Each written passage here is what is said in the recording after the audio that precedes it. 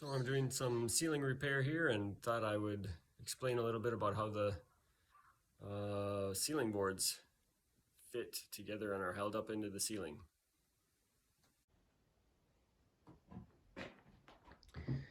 There's a ceiling board, and doing some work up here where the ceiling had kind of collapsed downward and just sort of lifted it back into place. And I'm now, after having removed all of these boards, done the repair work, now I'm putting the ceiling boards back in place. But one thing I wanted to show you was how the boards kind of fit back together with these little bamboo pegs that slide into these notches here.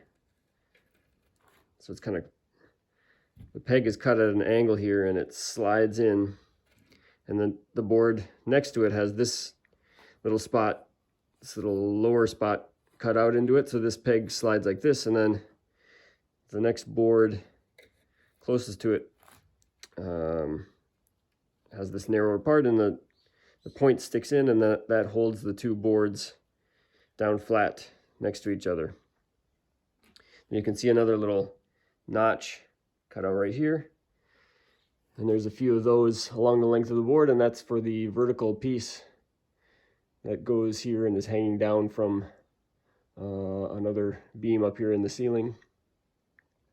And that goes into this horizontal piece. There's a carved out section here where it fits in. There's like a bulb on the end of it, and it fits into this groove, and then you push it this way, and that groove gets narrower, so it wedges itself down in there, and it's held up. No nails in that section, although the boards themselves are. Even though they have these bamboo pins, they're in between. So let me get my glove out of the way here. In between those horizontal members, so like here, here, here, in between, one between each section, but they're also pinned, the boards are also pinned down to each of these horizontal sections as well. So that's how a lot of these older ceilings work in some of these old Japanese houses.